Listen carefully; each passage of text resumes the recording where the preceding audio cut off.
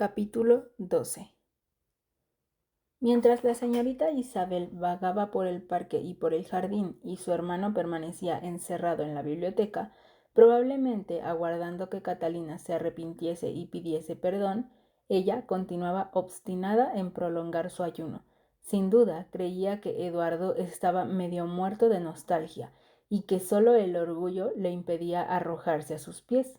Por mi parte, me limitaba a cumplir con mis obligaciones, convencida de que el único espíritu razonable que había entre los muros de la granja se albergaba en mi cuerpo. No empleé, pues, palabras de compasión con la señora, ni intenté consolar al señor, que se sentía ansioso de oír nombrar a su esposa, ya que no podía oír su voz. Decidí dejar que se las compusieran como pudiesen, y mi decisión dio resultado, como yo había creído desde un principio. Transcurridos 3 días, la señora se asomó a la puerta de su habitación y pidió que le renovase el agua, que se le había terminado, y que le llevase un tazón de sopa de leche, porque se sentía desfallecer. Supuse que esta exclamación iba dirigida a los oídos de su esposo, mas como no creía en ella, me guardé bien de transmitirla, y me limité a llevar a Catalina un té y una torta seca. Comió y bebió ávidamente, y luego se recostó sobre la almohada, apretó los puños y empezó a llorar. Quisiera morirme, decía. No le importo nada a nadie, no debía haberme comido eso. Y continuó. No, no quiero morir. Él no me quiere y me olvidaría. ¿Necesita algo más, señora?, pregunté, haciendo caso omiso de sus exageraciones. ¿Qué hace mi flemático marido?, respondió ella, apartándose del rostro que se le había demacrado mucho en aquellos días sus enmarañados cabellos. ¿Se ha muerto o está aletargado? Ni una cosa ni la otra, señora. Él está bien, aunque según parece, algo ocupado, ya que se pasa el día entre sus libros desde que no tiene otra compañía.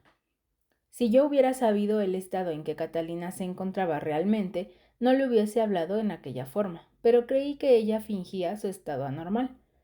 «Ja, de modo que entre sus libros», exclamó, «mientras yo me hallo al borde del sepulcro. Pero, Dios mío, ¿no sabe lo enferma que estoy?». Y, mirándose a un espejo, continuó, «¿Es esta Catalina Linton? Quizá él crea que se trata de algún contratiempo sin importancia. Debes decirle que es algo muy grave. Mírame, Elena, si no es tarde para todo, una vez que yo conozca cuáles son sus sentimientos hacia mí, he de adoptar una de estas dos soluciones, o dejarme morir, o procurar restablecerme y marcharme. ¿No has mentido? ¿Es cierto que él se preocupa tan poco de mí? El señor no se figura que esté usted tan loca que vaya a dejarse morir de inanición. ¿Crees que no? Persuádele, convéncele de que estoy decidida a hacerlo. ¿No recuerda usted, señora, que hoy mismo ha tomado ya un alimento? Me voy a matar ahora mismo, respondió, si estuviese segura de que con ello conseguiría matarlo a él también. Llevo 3 noches sin poder dormir. ¿Cuánto he padecido? Empiezo a imaginarme que tú tampoco me quieres, y yo, que me imaginaba que, aunque todos se odiasen los unos a los otros, no podían dejar de quererme a mí. Ahora, en poco tiempo, todos se han convertido en enemigos míos. Es terrible morir rodeada de estos rostros impasibles. Isabel no se atreve a entrar en mi habitación por miedo a contemplar el espectáculo de Catalina muerta. Ya me parece oír a Eduardo de pie a su lado, dando gracias a Dios porque la paz se ha restablecido en su casa y volviendo a sus libros. Parece mentira que se ocupe de sus libros mientras yo estoy aquí, muriéndome. La idea de que su marido permanecía filosóficamente resignado, como yo le había dicho, le resultaba inaguantable. A fuerza de dar vueltas a esta idea en su cerebro, se puso frenética, y en su desvarío rasgó el almohadón con los dientes. Luego se irguió, toda encendida, y me mandó que abriese la ventana. Le puse objeciones, porque estábamos en pleno invierno, y el viento soplaba con fuerza. Pero la expresión de su cara y sus bruscos cambios de tono me alarmaron mucho. Recordé las indicaciones del doctor respecto a que no debíamos contrariarla. El minuto antes estaba furiosa y, en cambio, ahora, sin darse cuenta de que no le había hecho caso, se había apoyado sobre mi brazo y se entretenía en sacar las plumas de la almohada por los desgarrones que había hecho con los dientes. Colocaba las plumas sobre la sábana y las reunía con arreglo a sus diferentes clases. Esta es de pavo, murmuraba para sí, y esta es de pato, y esta es de pichón. Claro, ¿cómo voy a morirme si me ponen plumas de pichón en las almohadas? Pero cuando me acueste, las voy a tirar todas. Esta es de cerceta y esta de ave fría. La reconocería entre mil. Este pájaro solía revolotear sobre nuestras cabezas cuando íbamos por en medio de los pantanos. Buscaba su nido porque las nubes bajas le hacían presentir la lluvia. Ah, mira, esta pluma ha sido cogida en los matorrales. En invierno encontramos una vez un nido lleno de pequeños esqueletos. Heathcliff había puesto junto a él una trampa y los pájaros padres no se atrevieron a entrar. Desde entonces le hice prometer que no volvería a matar a ninguna ave fría y me obedeció. ¡Ay, más! ¿Habrá disparado sobre aves frías, Elena? ¿No están sucias de sangre algunas de estas plumas? Déjame que lo vea. Vamos, señora, no se dedique a esa tarea pueril, le dije, mientras volvía el almohadón del otro lado, ya que por encima estaba lleno de agujeros. Mire, acuéstese y cierre los ojos. Usted está delirando. ¿Qué torbellino ha armado? Las plumas vuelan como copos de nieve, y comencé a recogerlas. Me pareces una vieja, Elena, dijo ella delirando. Tienes el cabello gris y estás encorvada. Esta cama es la cueva encantada que hay al pie de la colina de Penniston, y tú andas cogiendo guijarros para arrojárselos a los novillos. Me aseguras que son copos de nieve. Dentro de 50 años serás así, aunque ahora no lo seas. Te engañas. Yo no estoy delirando. Si delirara, me hubiera figurado que eras en efecto una bruja, y hubiera creído encontrarme realmente en la cueva de la colina de Penniston. Percibo muy bien que ahora es de noche y que en la mesa hay 2 velas que hacen brillar ese armario tan negro como el ébano. Señora, ¿qué armario negro? Pregunté. ¿Está usted soñando? El armario, Elena, el que está apoyado en la pared, como siempre, replicó. Qué raro es. Distingo en él una cara. En este cuarto no ha habido un armario nunca, respondí, y levanté las cortinas del lecho para poder vigilarla mejor. Pero, ¿tú no ves esa cara? Me dijo, señalando a la suya propia que se reflejaba en el espejo. En vista de que no me era posible hacerle comprender que el rostro que veía era el suyo, me levanté y tapé el espejo con un chal. La cara sigue ahí, Elena, dijo anhelante, y ahora se ha movido. ¿Quién será? Temo que aparezca cuando te vayas, Elena. Este cuarto está embrujado. Me asusta quedarme sola. Le así las manos y traté de calmarla. Se estremecía convulsivamente y miraba hacia el espejo con fijeza. No hay nadie en el cuarto, señora, repetí. Era su propio rostro, como usted sabe muy bien. ¿Yo misma? Exclamó. Y el reloj de las 12 es horrible, y se cubrió los ojos con las sábanas. Pretendí dirigirme a la puerta para avisar a su marido, pero me detuvo un penetrante grito de Catalina. El chal acababa de caer al suelo. Vamos, exclamé. ¿Qué le pasa? ¿Qué sucede? ¿Quién es el cobarde ahora? ¿No ve usted, señora, que es su misma cara la que se refleja en el espejo? Se asió a mí, y unos momentos después su lividez sucedía el rubor. Ay, querida, dijo, pensaba estar en mi casa, en mi cuarto de cumbres borrascosas. ¿Cómo estoy tan floja? Se me turbó todo el cerebro y he gritado sin darme cuenta. Por favor, no le digas a nadie y siéntate a mi lado. Tengo miedo de volver a sufrir esas horribles pesadillas. Le convendría dormir, señora, le aconsejé. Estos padecimientos le enseñarán a no probar otra vez a morirse de hambre. ¿Quién estuviera en mi lecho, en mi vieja casa? Lamentó amargamente, retorciéndose las manos. Ay, aquel viento que sopla entre los abetos bajo las ventanas. Abre para que yo pueda aspirarlo. Viene de los pantanos directamente. Para tranquilizarla, abrí la ventana por unos minutos y una helada ráfaga de aire penetró en la habitación. Cerré la ventana y me volví a mi lugar. La joven permanecía inmóvil, con el rostro cubierto de lágrimas, con el espíritu abatido por la debilidad que se apoderaba de su cuerpo. Nuestra orgullosa Catalina estaba a la altura de un niño miedoso. ¿Cuánto tiempo hace que me encerré aquí? me preguntó de pronto. Se encerró el lunes por la tarde, respondí, y ahora estamos en la noche del jueves, o más exactamente en la madrugada del viernes. ¿De la misma semana? Comentó con extrañeza. ¿Es posible que solo haya pasado tan poquito tiempo? Demasiado, sin embargo, para alimentarse durante él solo de agua y de mal humor. Ay, han sido horas interminables. Debió de haber transcurrido más tiempo. Recuerdo que después de que ellos riñeron, yo me fui al salón, que Eduardo estuvo muy cruel y muy provocativo, y que vine a este cuarto desesperada. En cuanto eché el cerrojo, se me oscureció la cabeza y me caí al suelo. No pude advertir a Eduardo que estaba segura de sufrir un arrebato de locura si seguía desesperándome, porque perdí el uso de la lengua y del pensamiento. No sentía más impulso que el de huir de él. Antes de que pudiese recobrarme, empezó a oscurecer, y te voy a decir lo que pensé y lo que he seguido imaginándome, hasta el punto de hacerme temer perder el sentido.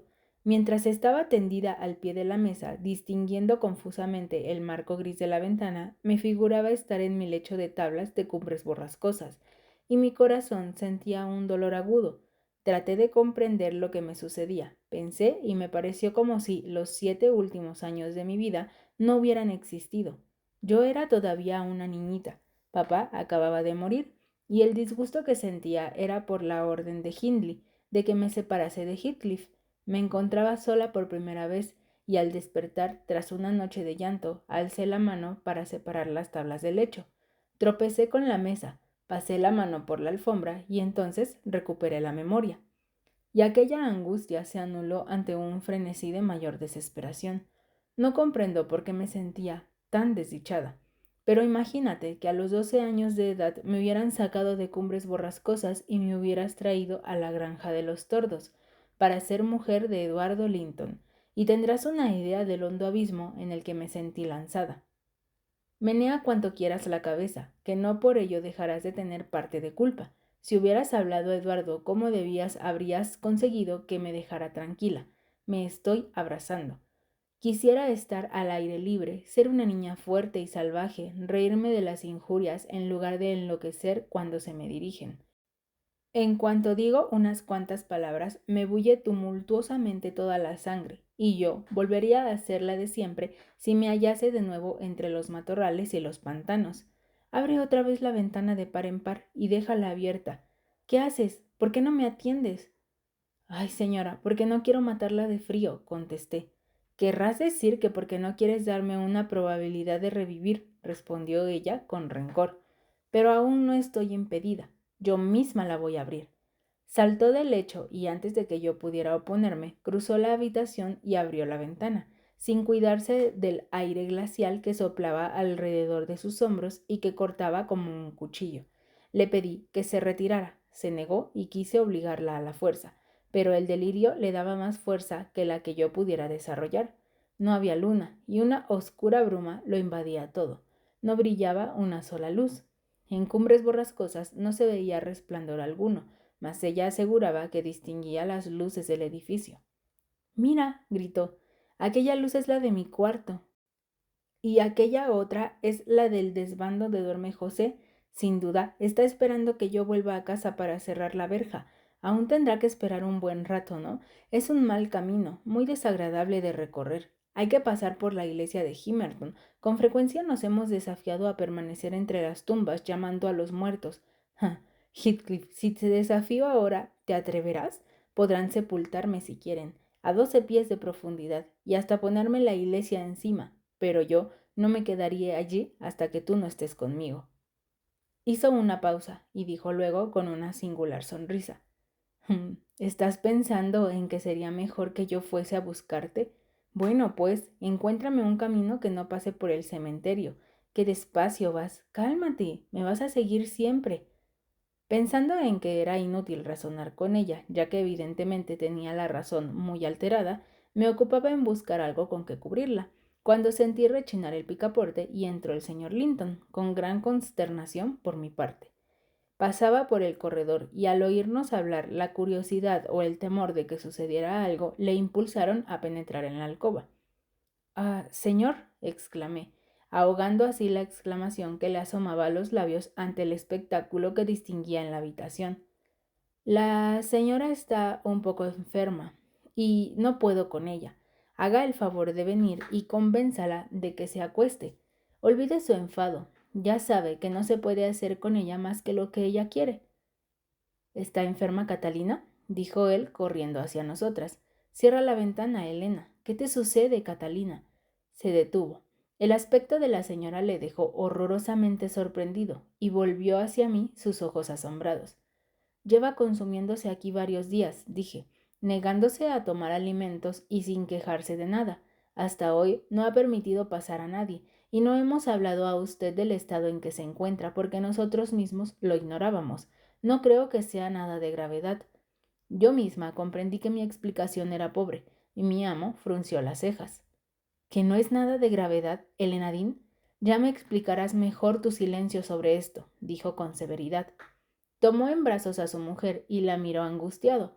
Al principio ella no daba señales de reconocerle, pero el delirio que la embargaba no era permanente todavía.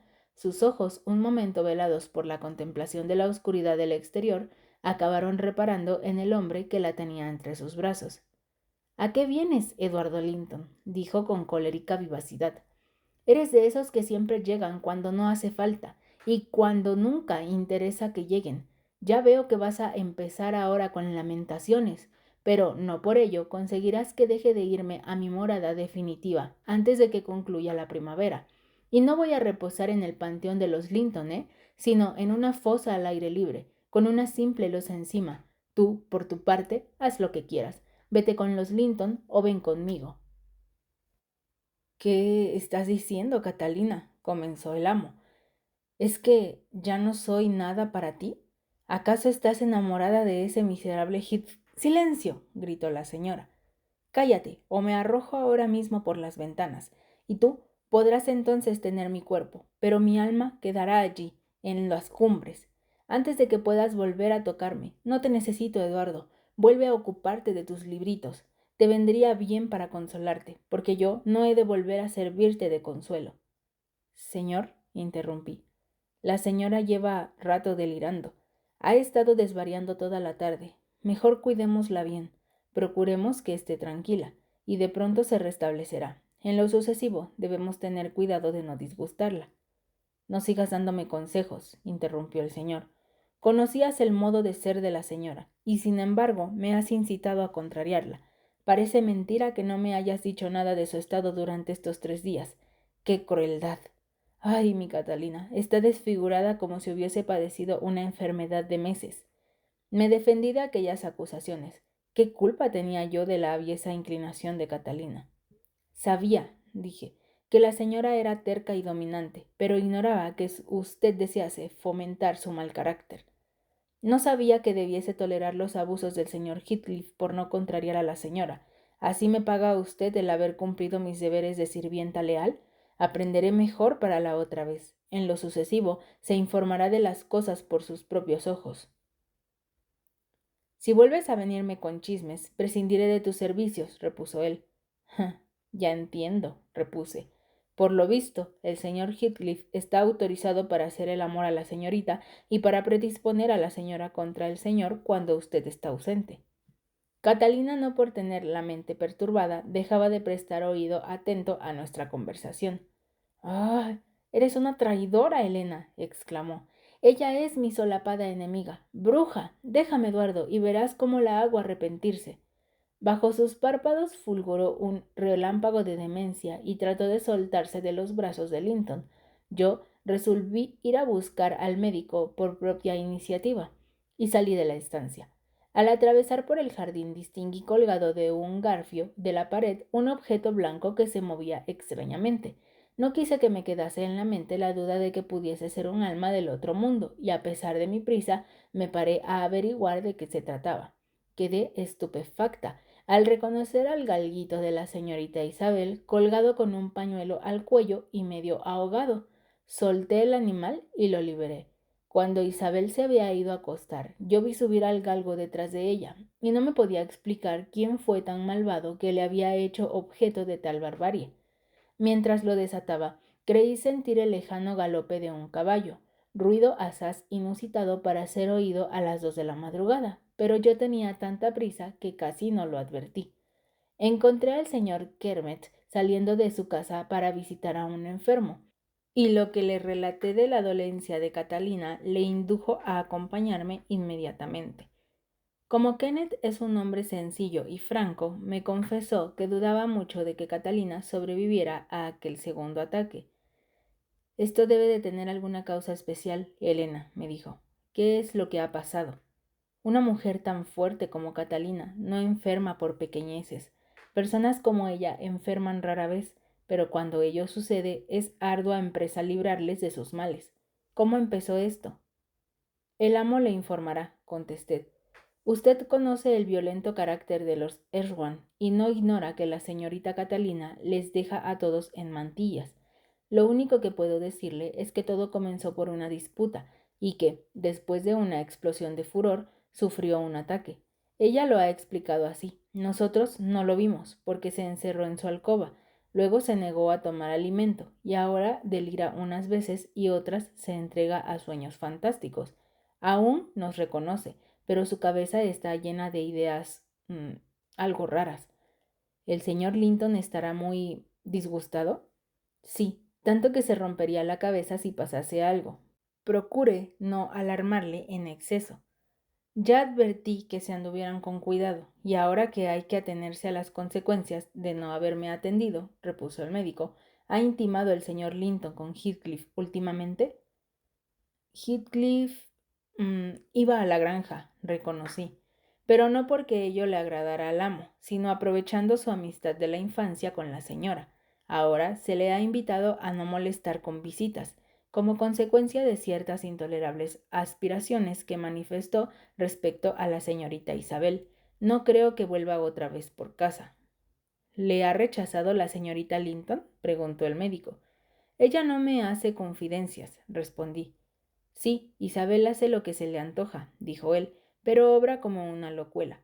Me consta que, anoche, qué hermosa noche hacía, por cierto, estuvo paseando con Heathcliff por el jardín y que él la quiso convencer de que huyeran juntos. Ella se negó, pero accedió a hacerlo el próximo día que se vieran. Lo sé de buena tinta. Lo que no sé es a qué día se referían. Asaltada por nuevos temores al saber aquella noticia, me adelanté a Kenneth y me eché a correr. En el jardín encontré al perrito ladrando. Cuando abrí la verja, empezó a correr de un lado a otro, olfateando la hierba, y hasta se hubiera marchado al camino de no impedírselo yo. Subí al cuarto de Isabel. Estaba vacío. ¿Acaso de haber sabido a tiempo la enfermedad de la señora, ello hubiera evitado que realizara su loca determinación? Pero ya no había nada que hacer. No era posible alcanzar a los fugitivos. Yo no proponía perseguirles, ni era cosa de aumentar con una angustia más la zozobra que ya padecía mi amo. No me quedaba más remedio que callar y dejar correr las cosas. Me apresuré a anunciar al señor la llegada del médico. Catalina se había dormido con un sueño agitado. Su marido había logrado tranquilizarla un poco y permanecía inclinado sobre ella examinando las más leves contracciones de su rostro. El médico, después de reconocer a la enferma, nos dio esperanza sobre su estado, siempre que le procuráramos una tranquilidad absoluta. Yo creí entender que, más que un peligro mortal, tenía la locura incurable. Ni el señor Linton ni yo pudimos dormir en toda la noche. No nos acostamos. Los criados se levantaron más pronto que de costumbre y se les veía entregados a comentarios en voz baja. Al notar que la señorita Isabel no estaba levantada aún, comentaron también el caso. Su hermano, a su vez, pareció ofenderse del poco interés que Isabel demostraba por su cuñada. Yo quería no ser la primera en avisar sobre la fuga. Ello corrió a cargo de una doncella que había ido a Gimmerton a hacer un recado, y que al regresar se precipitó hacia nosotros llena de excitación y diciendo a gritos: ¡Ay, señor! Señor, por favor, la señorita. No alborotes tanto, le exclamé. Habla bajo, María, dijo el señor. ¿Qué es lo que pasa? La señorita ha huido con Heathcliff, exclamó la muchacha. No es verdad, profirió Linton, agitadísimo. Eso no puede ser verdad. ¿Cómo se te ha ocurrido tal cosa? Vete a buscarla, Elena. Es increíble. Mientras hablaba, se llevó a la criada hasta la puerta, y allí le preguntó que qué motivos tenía para hacer aquella afirmación. Vi en el camino a un mozo que trae la leche a la granja, y me preguntó si estábamos disgustados. Creyendo que se refería a la enfermedad de la señora, yo le dije que sí. Entonces me contestó: ¿habrán enviado a alguien en su persecución? Y yo me quedé asombrada. Él, notando que yo no sabía nada, me dijo que una señora y un caballero se habían detenido a la puerta de un herrero para clavar la herradura de un caballo, cerca de Gimmerton. La hija del herrero se asomó a la puerta y vio que el hombre era Heathcliff. Este entregó una moneda de oro para pagar. La señora tenía el rostro cubierto con un manto, pero al ir a beber un vaso de agua que había pedido, se descubrió y entonces pudieron verla. Luego Heathcliff y la señorita siguieron huyendo. La moza lo había contado ya a todo el pueblo. Yo, por cubrir el expediente, me asomé al cuarto de Isabel y al volver confirmé el relato de la sirvienta.